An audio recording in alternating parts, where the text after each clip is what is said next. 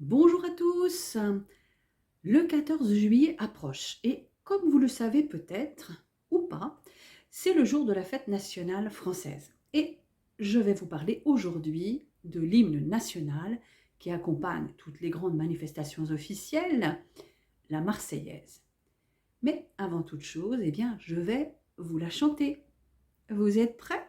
C'est parti!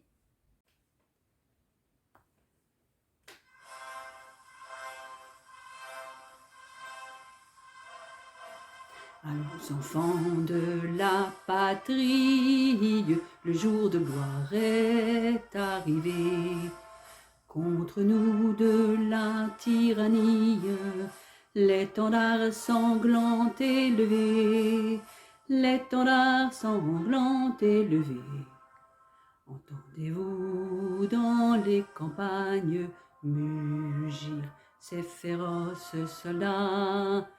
Ils viennent jusque dans vos bras, égorger vos fils et vos compagnes. Aux armes, citoyens, formez vos bataillons. Marchons, marchons, qu'un sang impur abreuve nos sillons.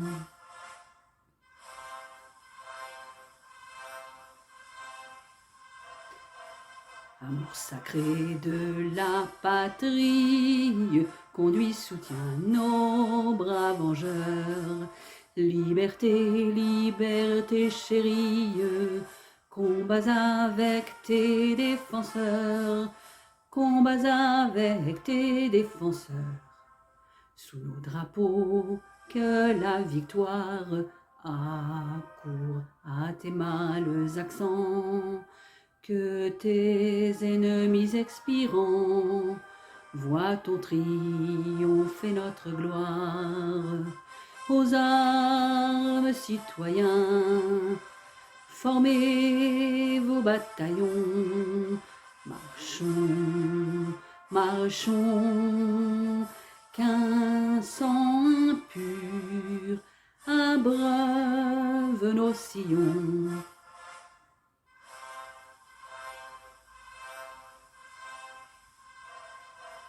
Tremblez tyrans et vous perfides, l'opprobre de tous les partis. Tremblez vos projets parricides, vont enfin recevoir leur prix, vont enfin recevoir leur prix. Tous tes soldats pour vous combattre, s'ils tombent nos jeunes héros, la France en produit de nouveau. Contre vous, tout prêts à se battre. Aux armes, citoyens, formez vos bataillons. Marchons, marchons, qu'un sang impur abreuve nos sillons. Aux armes, citoyens, formez vos bataillons. Marchons, marchons, qu'un sang impur abreuve nos sillons. Voilà, j'espère que je ne vous ai pas trop écorché les oreilles. Alors, j'ai déjà retracé l'histoire de la Marseillaise dans une de mes vidéos, la première vidéo de la série La politique en France. Je vous mets donc le lien en description. Donc cet hymne national écrit par Rouget de Lille en avril 1792, appelé la Marseillaise depuis, est déclaré chant national le 14 juillet 1795. Chant national, hein. Il a été interdit sous l'Empire et la Restauration, et la Marseillaise va être remise à l'honneur lors de la Révolution de 1830. Et c'est cette année-là que Berlioz en élabore une orchestration qu'il dédie d'ailleurs à Rouget de Lille.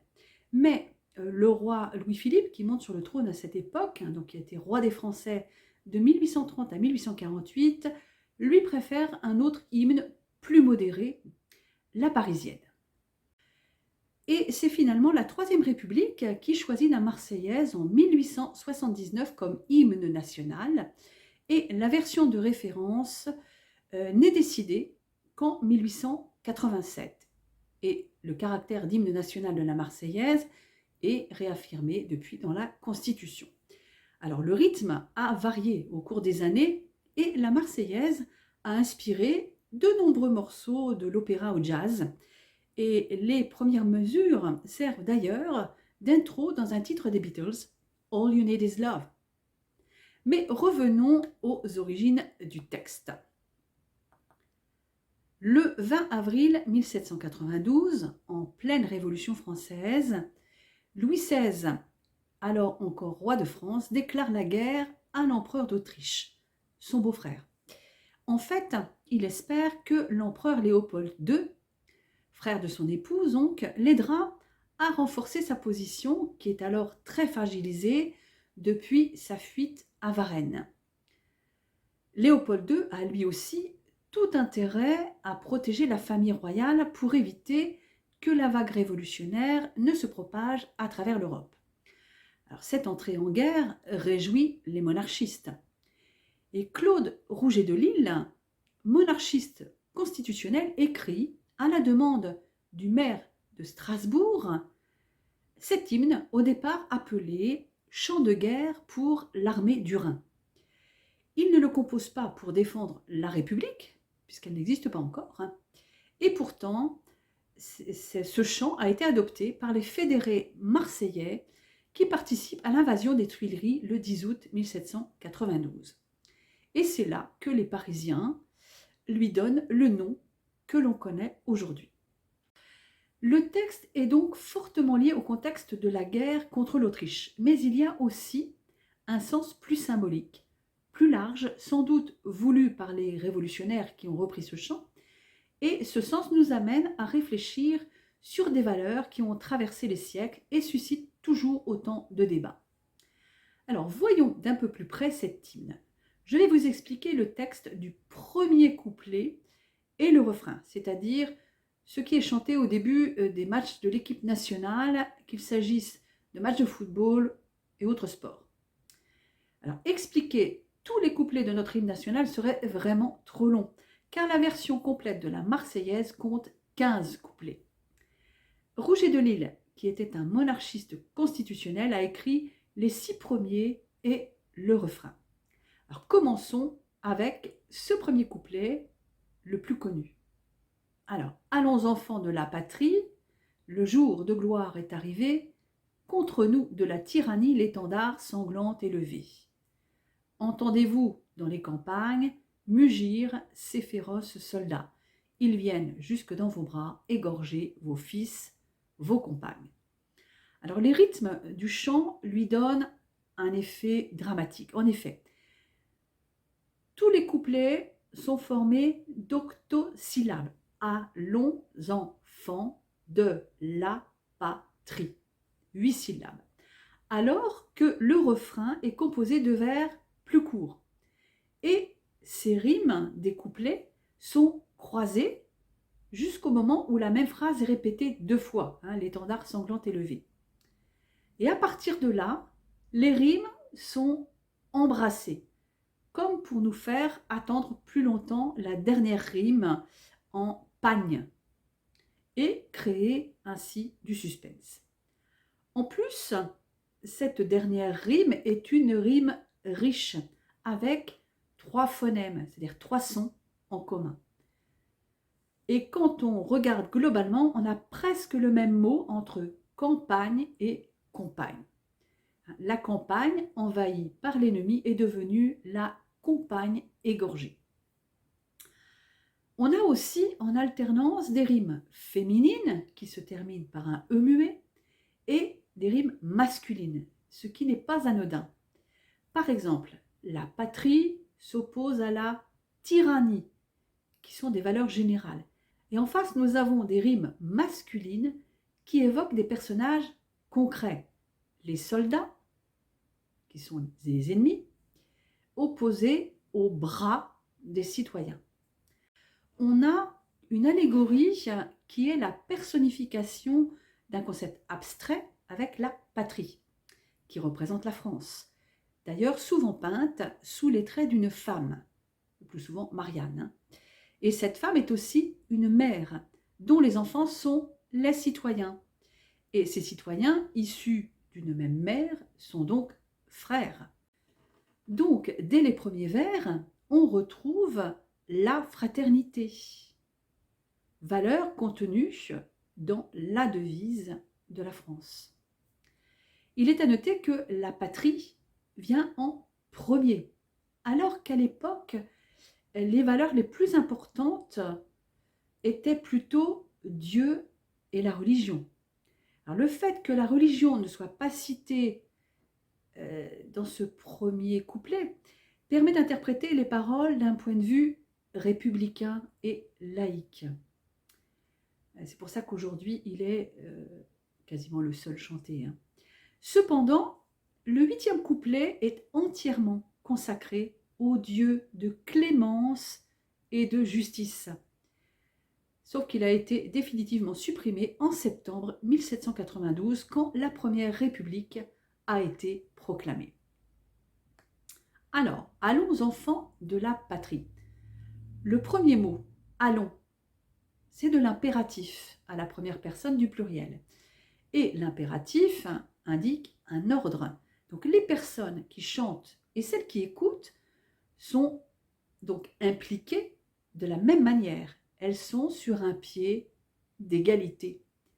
Les enfants de la patrie représentent les citoyens, tous enfants de la patrie, la France, comme nous l'avons vu tout à l'heure, et ils sont tous sur un pied d'égalité. On peut y voir la deuxième valeur de la devise nationale, l'égalité. Le jour de gloire est arrivé. Alors, si on se réfère à la dimension guerrière des paroles, on peut penser à une victoire dans une bataille, ou même au triomphe d'un général romain qui porte les lauriers de la victoire. Cependant, le mot « jour » porte une métaphore. La gloire est comparée à une lumière sur le monde. Et le point commun entre les deux, c'est le recul de l'obscurantisme, le triomphe de la raison. L'image a de plus une dimension universaliste. Le jour, c'est la lumière du soleil, non pas sur la France, mais sur le monde entier. On voit bien pourquoi cette image parle aux acteurs de la Révolution française. Ils sont motivés par des idées qui ont été élaborées par les philosophes des Lumières, comme Voltaire, Rousseau, Diderot, Montesquieu, qui pourtant n'étaient pas révolutionnaires eux-mêmes. Alors, contre nous de la tyrannie, l'étendard sanglant est levé. Pour bien comprendre cette phrase, il faut la remettre dans le bon ordre. Le complément du nom de la tyrannie a été antéposé, c'est-à-dire placé devant le nom auquel il se rapporte, au lieu d'être placé après, comme habituellement. Il faut lire l'étendard sanglant de la tyrannie élevé contre nous. L'étendard sanglant en question est un drapeau couvert de sang. Alors, ce n'est pas le drapeau de la France, c'est celui de la tyrannie, donc de l'ennemi. Et le sang versé, c'est celui des Français. On appelle donc les enfants de la patrie à combattre la tyrannie, donc à défendre la liberté, la première valeur de la devise nationale. Cette phrase est répétée 2 fois, comme un écho qui se propage à travers des troupes. Quand on le chante, on prolonge le « a » du mot « étendard », comme s'il faisait 2 pieds. Ce que je n'ai peut-être pas fait quand je l'ai chanté. Mais bon, c'est un effet stylistique qui illustre le mouvement du drapeau et le saisissement de ceux qui le voient. Entendez-vous dans les campagnes mugir ces féroces soldats? On passe ici à la 2e personne du pluriel. Et si on se resitue dans le contexte où ce texte a été écrit, on peut s'imaginer Rouget de Lille, qui était capitaine d'armée, s'adressant à ses soldats pour les galvaniser. Si on reste dans un point de vue plus général, ce sont tous ceux qui combattent la tyrannie qui sont impliqués dans cette deuxième personne. Vous. C'est aussi une question rhétorique, c'est-à-dire une question qui n'attend pas de réponse. Entendez-vous dans les campagnes? La réponse est évidente. Oui, nous entendons venir ces soldats. Avec l'image de l'étendard qui mobilise le sens de l'ouïe, Rouget de Lisle fait une description assez vivante qui nous donne voir une peinture frappante, animée. Les soldats sont donc au sens premier les soldats autrichiens. Mais d'un point de vue plus général, ils symbolisent toute oppression, les ennemis de la liberté. Alors, ces guerriers sont fortement dévalorisés. Ils mugissent, ils sont féroces. Le verbe mugir est souvent employé pour des forces naturelles. Le vent mugit, la mer mugit lors d'une tempête. Mais c'est aussi le beuglement des taureaux, des bœufs et des vaches. Ainsi, ces soldats sont comparés à des bovins. Alors, le choix de ce mot est révélateur. On aurait pu s'attendre au verbe rugir pour les soldats, surtout des soldats féroces. Le rugissement du lion, plus noble, aurait par contre valorisé l'ennemi à combattre. Donc les enfants de la patrie, du côté de l'innocence, sont fortement opposés à des soldats qui sont féroces, ce qui signifie cruels, et qui sont du côté de la violence avec le verbe égorger. Cette dramatisation se prolonge avec une gradation, une progression croissante en intensité. Le complément circonstanciel dans nos campagnes devient progressivement dans vos bras. Et la rumeur sonore avec entendre devient une douleur physique violente avec égorger. Ici encore, les innocents sont opposés aux coupables. Regardez les termes employés.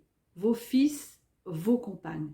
Ce sont des femmes et des enfants qui sont victimes de la lâcheté des ennemis, qui s'attaquent à des civils et à des innocents. On a ici un effet d'exagération et d'amplification. Voyons maintenant le refrain. Aux armes, citoyens, formez vos bataillons. Marchons, marchons, qu'un sang impur abreuve nos sillons. Aux armes, citoyens. Alors, le verbe est ici sous-entendu. Prenez vos armes, citoyens. L'effet est très direct et il accentue l'impératif utilisé pour le verbe former, de former vos bataillons. On retrouve ici nos deux niveaux de lecture. La lecture contextualisée de la guerre contre l'Autriche et qui est dépassée par le mot citoyen qui renforce l'interprétation républicaine du morceau. Le mot citoyen remonte à l'Antiquité, comme vous le savez, et désigne celui qui participe à la vie de la cité dans la démocratie athénienne. Le citoyen, par définition, a un rôle politique. Il participe à la res publica, la chose publique. Les affaires qui concernent donc l'intérêt commun.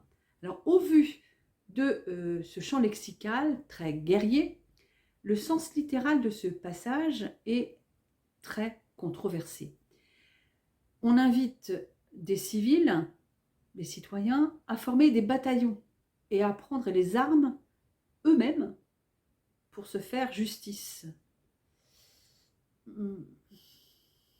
Pas terrible, En revanche, l'interprétation symbolique est évidemment plus acceptable. On invite les citoyens à l'action, notamment à se battre pour leurs idées politiques. Et pas forcément avec des armes, bien sûr. Alors, je passe rapidement sur marchons, marchons, qui participe surtout à l'effet dramatique avec la répétition du verbe qui est associé en plus à une augmentation en intensité et en hauteur dans la note chantée. J'en viens maintenant à la partie la plus controversée des paroles. Qu'un sang impur abreuve nos sillons. L'interprétation spontanée à notre époque est d'y voir un propos raciste. Le sang impur ferait écho à toutes ces théories qui hiérarchisent les peuples. En fait, une chose est certaine, il n'y a aucune notion de race dans ce passage. La notion de race est absente de la pensée de l'auteur car le caractère racial du sang n'existe pas en tant que tel au XVIIIe siècle. Les théories raciales vont se développer au siècle suivant, c'est-à-dire au XIXe siècle, à partir des travaux d'un Français, ben oui, malheureusement, d'un Français, Arthur de Gobineau, et son essai sur l'inégalité des races humaines, donc en 1853. Théories qui sont ensuite reprises en Europe, notamment par le nazisme. Alors, regardons de plus près. Historiquement, si le sang désigne les ennemis de la France, au moment de la composition de la chanson, alors il s'agit de celui des Autrichiens, et par extension celui de ceux qui voulaient abattre la Révolution française. Cela permet déjà de prendre une première distance. On peut aller plus loin en considérant la métaphore qu'on peut trouver ici. Le sang peut être comparé à une semence, aux graines, semées dans un champ qui vient d'être retourné. En effet, le sillon désigne la trace laissée par le soc de la charrue dans la terre. Et dans cette image, le sang symbolise la confrontation, tandis que la fertilité, la germination, quand les graines font des germes, symbolise l'avenir, la richesse, la prospérité. Alors, le point d'analogie entre tous ces éléments, c'est donc quelque chose de positif, l'espoir d'un monde meilleur. Ainsi, d'un point de vue uniquement symbolique, cette image du sang qui féconde la terre semble décrire assez bien le mécanisme de la démocratie. C'est par la confrontation que naissent les idées nouvelles, celles qui forgent l'avenir. Une autre interprétation existe et qui est particulièrement intéressante, mais plutôt d'un point de vue littéraire. Le sang impur pourrait être celui des roturiers, qui s'opposerait en fait au sang pur, celui des nobles. En effet, dans le système féodal, les nobles payaient l'impôt du sang. Ils partent en guerre, tandis que les autres, par exemple les paysans, ne sont pas dignes de verser leur sang pour la patrie. Ils sont là pour cultiver la terre. Mais ces guerres appauvrissent le pays et interrompent notamment le travail des paysans. Et le sang pur des nobles et des guerriers peut donc être accusé d'être un sang stérile. Ainsi, le peuple pourrait ironiquement parler de sang impur pour désigner son propre sang, qu'il serait prêt à verser pour rendre possible un monde meilleur. Alors, cependant, il est peu probable que cette interprétation soit l'intention de Rouget de Lisle lui-même, puisque il était noble et royaliste. D'ailleurs, souvent, les révolutionnaires parlent de sang impur pour désigner leurs adversaires politiques et donc les nobles. Donc cette interprétation du sang sacrificiel versé par les défenseurs de la patrie ne se base pas du tout sur la vérité historique. Alors, invitation à la guerre, invitation à la confrontation symbolique, la confrontation des idées, invitation au sacrifice pour ces idées, le débat est toujours ouvert. En tout cas, utiliser la métaphore de la terre n'est sans doute pas anodin, car beaucoup de soldats de la Révolution étaient des paysans. Donc, cette comparaison avec la terre leur parlait, était compréhensible pour eux.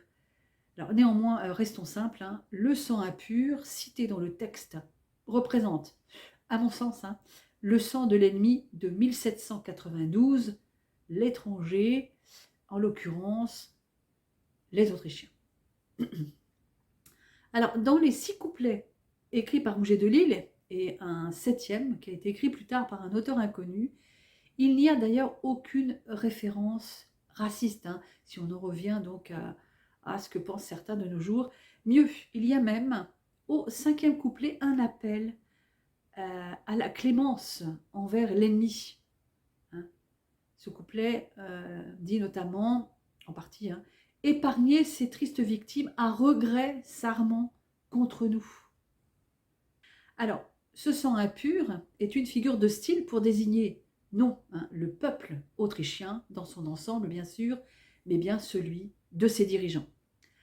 Alors, je vous avais dit que je n'aborderais que le premier couplet, mais il me semble important de poursuivre mon argumentation avec le 4e qui clarifie la pensée de l'auteur dans ce sens. C'est celui que j'ai chanté en 3e. Hein. Tremblez tyrans et vous perfides, l'opprobre de tous les partis, tremblez vos projets parricides vont enfin recevoir leur prix. Tout est soldat pour vous combattre, s'ils tombent nos jeunes héros, la terre en produit de nouveau, à l'origine c'était la terre, moi je le connais avec la France, bon, c'est pas grave, et contre vous tout prêt à se battre. C'est bien la haine des tyrans qui est ici mise en avant. En outre, les auteurs qui étaient des révolutionnaires disent eux-mêmes que le refrain est terrible dans les 4 derniers vers du 15e et dernier couplet de la Marseillaise, et qui est méconnu comme la plupart des couplets. Les voici. Soyons unis, tout est possible, nos vils ennemis tomberont, alors les Français cesseront de chanter ce refrain terrible.